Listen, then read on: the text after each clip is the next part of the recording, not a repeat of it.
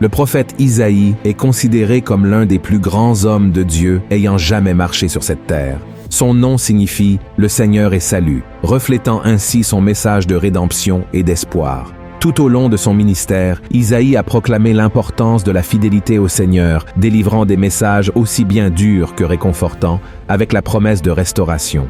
Un autre thème récurrent dans les prédications d'Isaïe était le Messie. Bien qu'il ait vécu environ 700 ans avant la naissance de Jésus, il a prophétisé en détail sur la venue du Fils de Dieu dans le monde. De plus, le prophète a également parlé de la fin des temps et de la seconde venue de Jésus, lorsqu'il établira un nouveau ciel et une nouvelle terre. Voyons ce qu'Isaïe a dit à propos de ces sujets.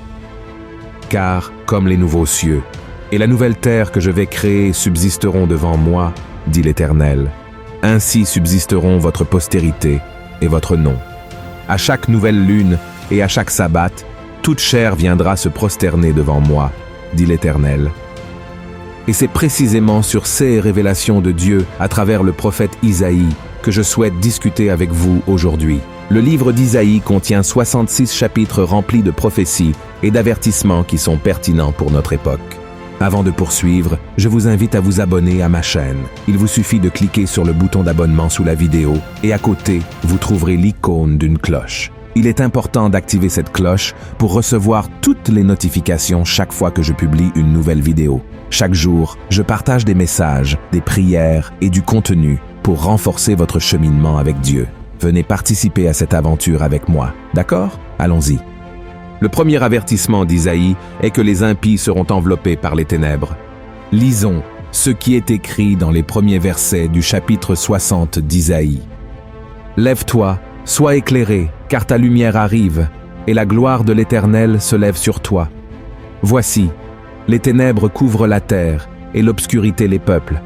Mais sur toi l'Éternel se lève, sur toi sa gloire apparaît. » Dans ce chapitre entier, Dieu révèle aux prophètes la grandeur et la gloire de Jérusalem céleste, ainsi que le triomphe de l'Église.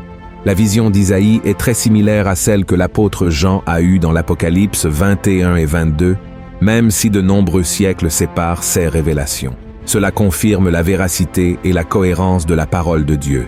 Dans cette réalité céleste, il y aura une paix éternelle, où toute douleur, gémissement et larmes seront consolés. Les horreurs du passé ne les affligeront plus, car tout le règne appartiendra au Seigneur. Et c'est vraiment merveilleux, chers frères et sœurs. La grandeur de cette réalité est difficile à comprendre, mais il est important de noter qu'il y a des passages de ce passage qui indiquent que la situation sera différente pour ceux qui choisissent de persévérer dans le péché sans se repentir de leurs œuvres.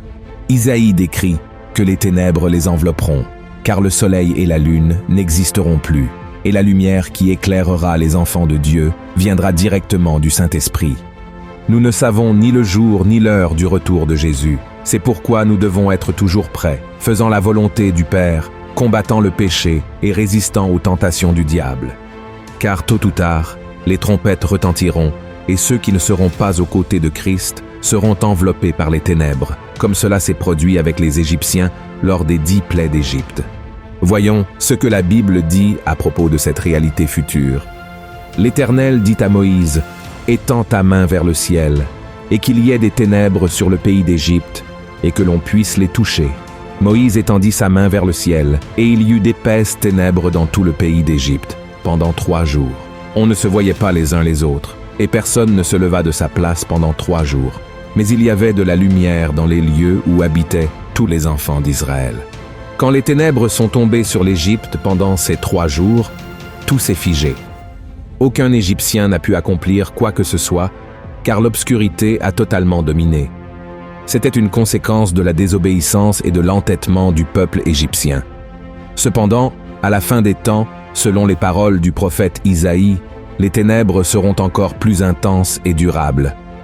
Cependant, il est important de souligner que Dieu est et restera toujours la lumière de ceux qui l'aiment. Ceux qui choisissent de rejeter Dieu vivront éternellement dans les ténèbres. Le deuxième avertissement d'Isaïe est que ceux qui ne discernent pas entre le bien et le mal paieront un prix élevé pour leur choix. Maintenant, allons au chapitre 5 du livre d'Isaïe, où il nous avertit que ceux qui ne peuvent pas distinguer entre le bien et le mal et qui se considèrent sages à leurs propres yeux n'échapperont pas au jugement de Dieu. Ainsi parle la parole du Seigneur. Malheur à ceux qui appellent le mal bien et le bien mal, qui changent les ténèbres en lumière et la lumière en ténèbres, qui changent l'amertume en douceur et la douceur en amertume. Malheur à ceux qui sont sages à leurs yeux et qui se croient intelligents. Bien souvent, lorsque nous pensons à la bataille spirituelle, nous imaginons des anges combattant contre des démons. Bien que cela puisse arriver, la plupart des batailles spirituelles se déroulent dans notre vie quotidienne. Elles se présentent à nous lorsque nous sommes confrontés à des choix entre le bien et le mal, le juste et l'injuste, et ces décisions peuvent avoir un impact significatif sur notre vie. C'est pourquoi Jésus a dit ce qui suit. Entrez par la porte étroite, car large est la porte, spacieux est le chemin qui mène à la perdition, et il y en a beaucoup qui entrent par là. Mais étroite est la porte, resserrez le chemin qui mène à la vie, et il y en a peu qui les trouvent. C'est précisément cette lutte entre le bien et le mal que notre société a récemment affrontée. Nous devons réfléchir à savoir si nous serons fidèles dans notre mariage, si nous traiterons notre conjoint avec amour et respect. Nous devons décider si nous agirons avec honnêteté dans notre travail ou si nous chercherons des profits malhonnêtes. Nous devons choisir si nous serons du côté de ceux qui recherchent la vérité ou si nous nous unirons aux corrompus en quête de bénéfices personnels. Le pire de tout, c'est lorsque nous choisissons le mauvais côté et que nous essayons encore de justifier nos décisions en disant « il n'y a rien de mal à cela ». C'est être sage à ses propres yeux et ignorer ce que la parole de Dieu définit comme bien et mal, agissant selon les désirs de notre cœur. Cependant, la Bible nous enseigne que le cœur de l'homme est trompeur et corrompu. Avant de prendre toute décision, nous devons consulter Dieu et choisir toujours la voie du bien. Sinon, nous paierons un prix élevé lorsque Jésus reviendra. Le troisième avertissement. Dieu permet que des choses mauvaises se produisent pour nous éveiller. Dieu aime profondément sa création, mais le monde a été affecté par le péché. En ce moment de la fin des temps, il permet que des choses mauvaises se produisent sur la terre comme un avertissement de ce qui est à venir. Lisons ce que le prophète Isaïe a écrit au chapitre 26. « Mon âme te désire pendant la nuit, et mon esprit te cherche au-dedans de moi. Car lorsque tes jugements s'exercent sur la terre, les habitants du monde apprennent la justice. » Dans ce passage, les ordonnances font référence aux catastrophes, aux tragédies et aux événements adverses qui se produisent sur la terre. Par exemple, la pandémie actuelle de coronavirus a causé des souffrances et de la peur dans le monde entier, entraînant des millions de décès en peu de temps. Cependant, cela ne signifie pas que Dieu a spécifiquement envoyé le virus comme châtiment. Il a permis que cela se produise pour que nous reconnaissions notre dépendance de sa puissance et de sa miséricorde, et pour chercher son salut avant que des choses encore plus terribles ne se produisent. Dans le livre de l'Apocalypse, l'apôtre Jean décrit la vision des 7 coupes de la colère de Dieu qui seront versées sur les partisans de l'Antéchrist après le son de la 7e trompette. Ces coupes apportent des malheurs et des calamités, symbolisant le jugement divin.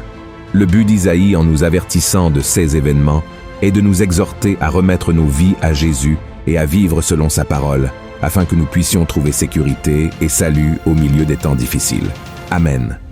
Le 4e avertissement. Dieu est bon, mais il est aussi juste. Qui n'a jamais entendu au moins une fois dans sa vie cette phrase « Dieu est bon tout le temps ». Et c'est vrai, le Seigneur est tellement bon qu'il a donné la vie de son propre Fils pour que nous puissions être libérés du péché et nous réconcilier avec lui par le sang de Christ. Mais il ne sera pas bon avec tout le monde à la fin des temps. Dans Isaïe 24, le prophète a dit « La terre est déchirée, la terre se brise, la terre chancelle. La terre chancelle comme un homme ivre, elle vacille comme une cabane. Son péché pèse sur elle, elle tombe et ne se relève plus. En ce temps-là, l'Éternel châtiera dans le ciel l'armée d'en haut, et sur la terre, les rois de la terre. Ils seront assemblés captifs dans une prison. Ils seront enfermés dans des cachots, et, après un grand nombre de jours, ils seront châtiés.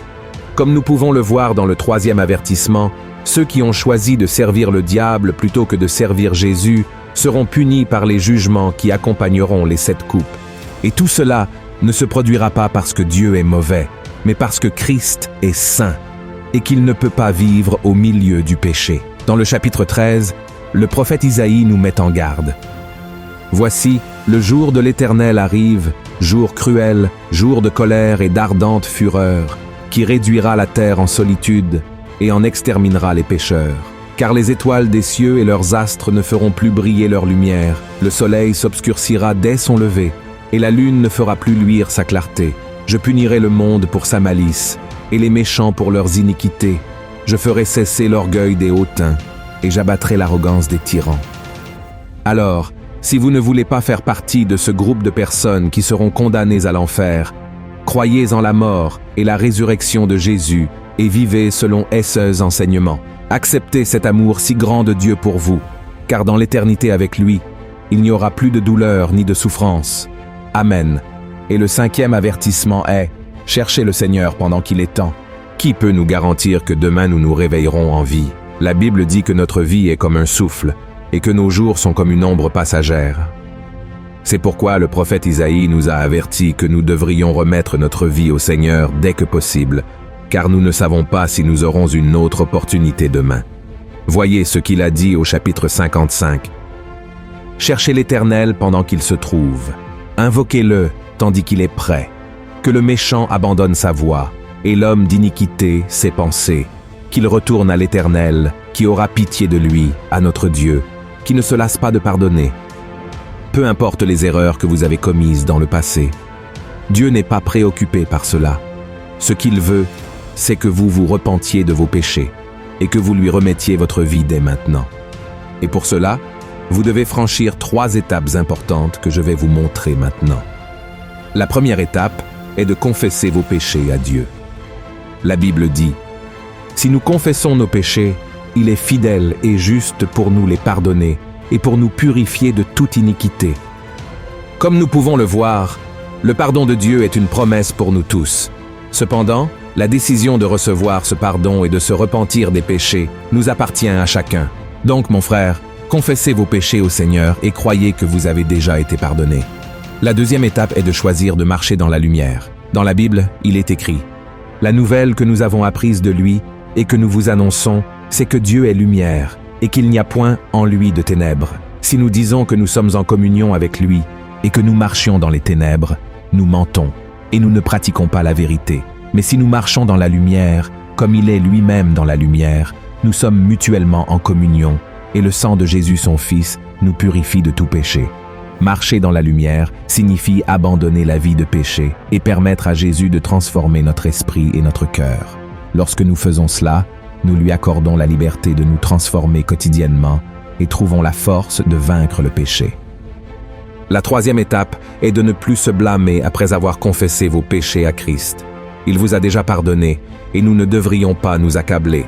L'ennemi fera tout pour accuser et dire que nous sommes trop pécheurs pour être pardonnés par Dieu. Même si nous nous sentons sales et indignes des bénédictions du Seigneur, nous devons prendre possession du pardon par la foi. Amen. Par conséquent, frères et sœurs, nous devons comprendre que Jésus est sur le point de revenir et le prophète Isaïe a été utilisé par Dieu pour nous donner des avertissements importants sur ce qu'il faut faire et ne pas faire de nos jours.